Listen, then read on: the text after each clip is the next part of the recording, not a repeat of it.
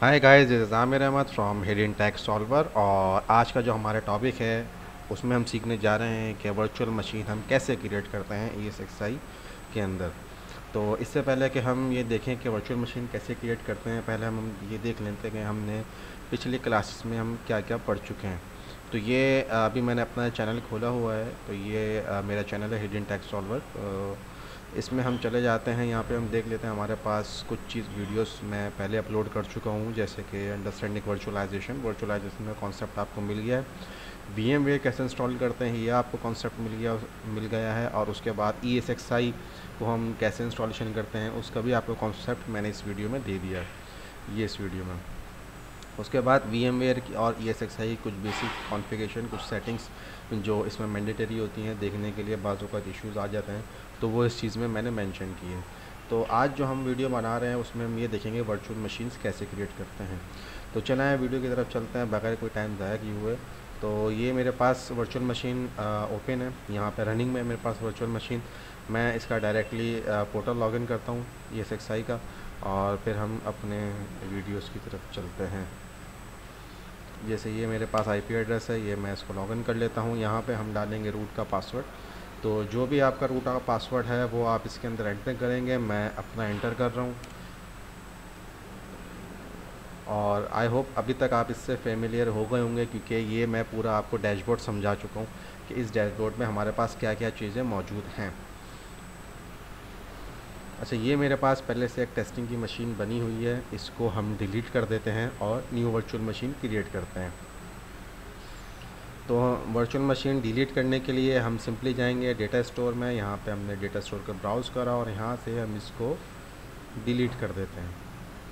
अच्छा, डिलीट करने के बाद मैं आपको एक चीज़ और बता दूँ, हम इसको डिलीट कर देते हैं। ये हमारे पास डिलीट हो गई, ये देखें हमारे पास से यहाँ से डिलीट हो गई है। तो जब हम वर्चुअल मशीन क्रिएट करते हैं तो वर्चुअल मशीन क्रिएट करने से पहले हम एक iOS फाइल को अपलोड करते हैं, ISO फाइल को। ISO फाइल क्या है, जो बेसिकली हम विंडोज़ इंस्टॉल करने के लिए यूज़ करेंगे। विंडोज़ 10 की ISO फाइल होगी, विंडोज़ 11 जो भी हम यूज़ करेंगे, या आप जो भी यूज़ करें। तो ISO फाइल हमें पहले क्या करना पड़ता है, हमें अपलोड करनी पड़ती है डेटा स्टोर के अंदर। वैसे तो हम चाहें तो डायरेक्टली हमारे पास जो DVD रोम होता है या USB होती है, हम उससे भी डायरेक्टली इंस्टॉलेशन कर सकते हैं। बट जो सबसे इजी मेथड है वो ये है कि हम डेटा स्टोर के अंदर ISO फाइल को अपलोड करें, और अपलोड करने के बाद उस ISO फाइल के थ्रू हम पाथ देखकर वर्चुअल मशीन के अंदर विंडोज़ को इंस्टॉल करें। तो हम सिंपली ISO फाइल को अपलोड करेंगे, और अपलोड करने के बाद वहाँ से डाटा पाथ को हम दे देंगे ISO फाइल, और ISO फाइल से हम इंस्टॉलेशन करेंगे। तो अब मेरे पास यहाँ पे डेटा स्टोर में मैं चला जाता हूँ। ये डेटा स्टोर है मेरे पास, यहाँ पे डेटा स्टोर का ब्राउज़ है। यहाँ पे मेरे पास एक डायरेक्टरी क्रिएटेड है पहले से ISO फाइल। यहाँ पर मैंने पहले से ही ये विंडोज़ 10 का ISO अपलोड करके रखा हुआ है। तो यहाँ पे आप अपलोड किस तरीके से करेंगे वो मैं आपको सिनेरियो बता देता हूँ। यहाँ पे आप जैसे डेटा स्टोर के अंदर आएंगे तो यहाँ पे एक अपलोड का ऑप्शन आ रहा है। अपलोड के ऑप्शन पे आप क्लिक करेंगे तो जो भी आपकी लोकेशन होगी सॉफ्टवेयर की है, जहाँ पे भी आपने ISO फाइल को रखा होगा, तो वहाँ पे आप चले जाएंगे यहाँ से लोकेशन पे।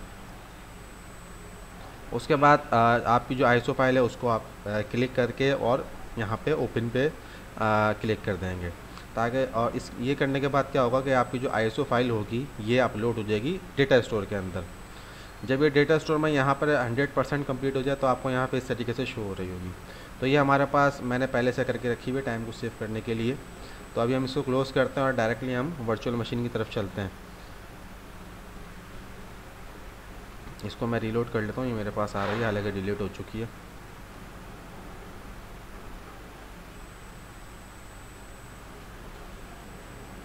हम इसको यहाँ से डिलीट कर लेते हैं।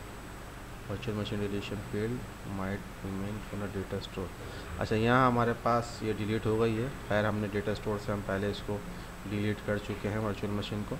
तो अब हम यहाँ पे जाते हैं न्यू वर्चुअल मशीन क्रिएट करने। अच्छा, वर्चुअल मशीन क्रिएट करने के हम यहाँ से राइट क्लिक करके भी वर्चुअल मशीन को क्रिएट कर सकते हैं, और आप चाहें तो यहाँ पे एक ऑप्शन आ रहा है क्रिएट रजिस्टर VM, आप यहाँ से भी इस वर्चुअल मशीन को क्रिएट कर सकते हैं।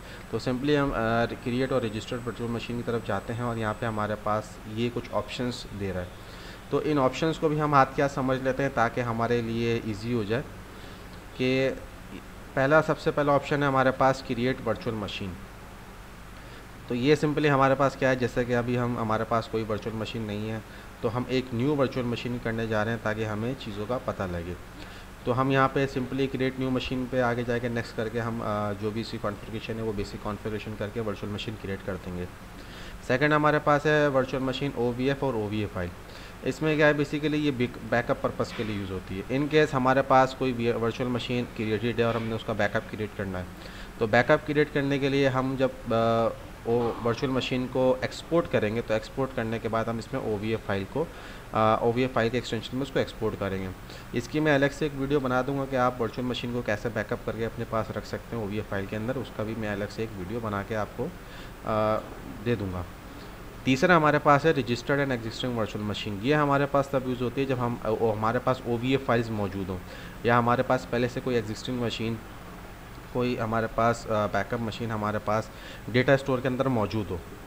डेटा स्टोर के अंदर हमारे पास अगर पहले से कोई भी वर्चुअल मशीन मौजूद है, तो हम यहाँ पे सिंपली रजिस्टर्ड करवाने के लिए या उसको माउंट कराने के लिए यहाँ पे registered and existing virtual machine पे जाएंगे, तो हमें डेटा स्टोर पे ले जाएगा कि कौन से डेटा स्टोर के अंदर आपकी वर्चुअल मशीन रखी हुई है।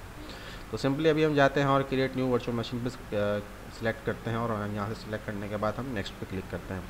नेक्स्ट पे क्लिक करने के बाद यहाँ पे हम इसको वर्चुअल मशीन को नेम दे देंगे।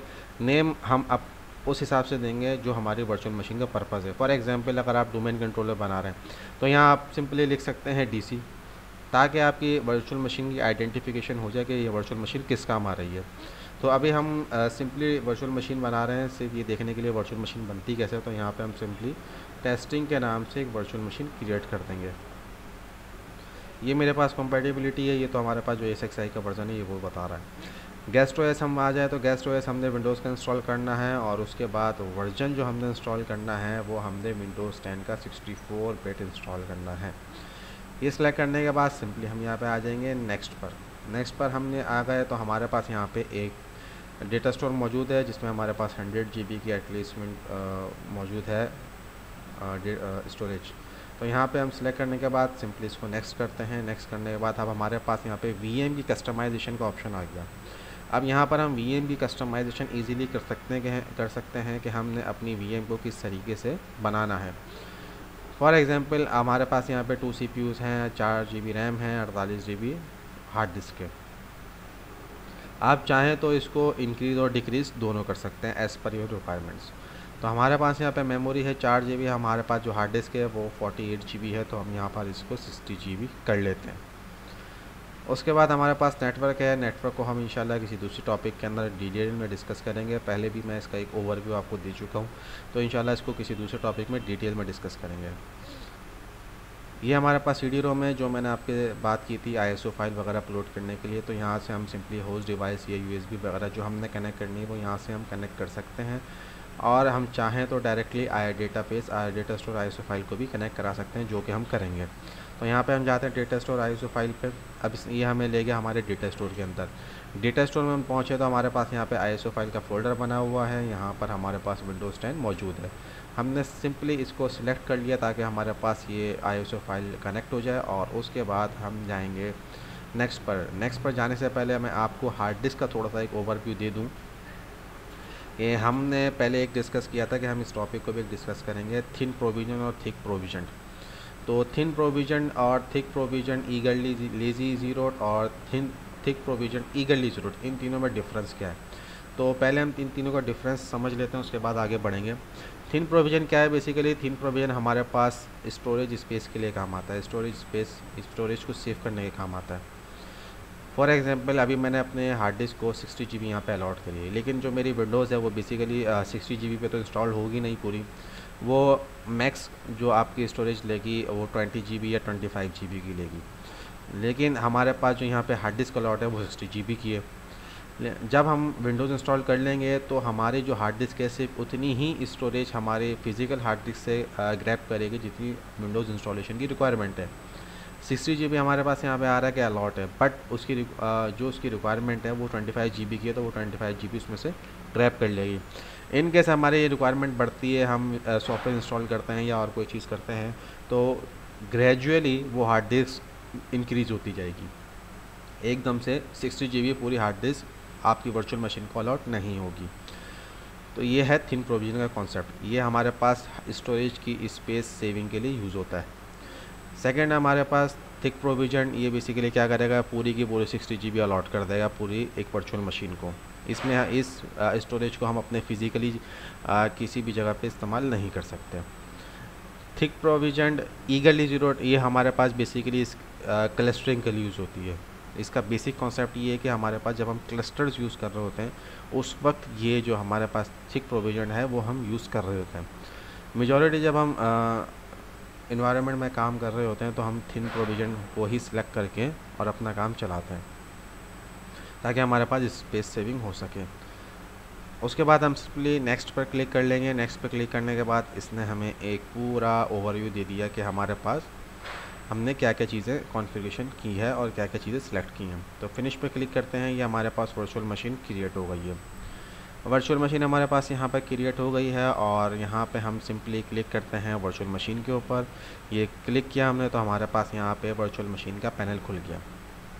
ये देखें जो भी हमने चीज़ें करी थी ये सब चीज़ें यहाँ पर लिखी हुई आ रही है कि आपने आईएसओ फाइल उठाई है, आपके पास यूएसबी है, हार्ड डिस्क है, मेमोरी इतनी है, ये सब चीज़ें आपकी यहाँ पर आ रही हैं।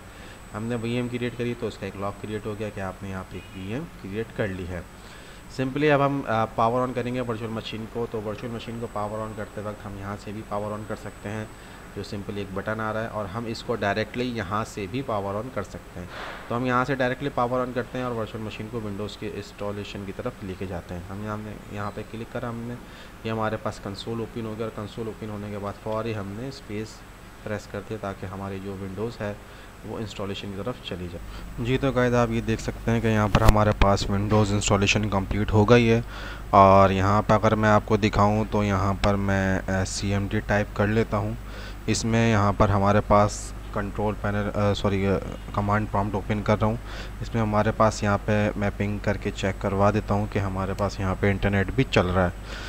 तो ये हमारी वीडियो आज की यहाँ पर कंप्लीट होती है। आई होप आपको आज की वीडियो पसंद आई होगी और thank you for watching. Kindly हमारे चैनल को लाइक, सब्सक्राइब एंड शेयर करें और बेल आइकन को प्रेस करने काइंडली ताकि आपको हमारी न्यू आने वाली वीडियोस की अपडेट मिल सके।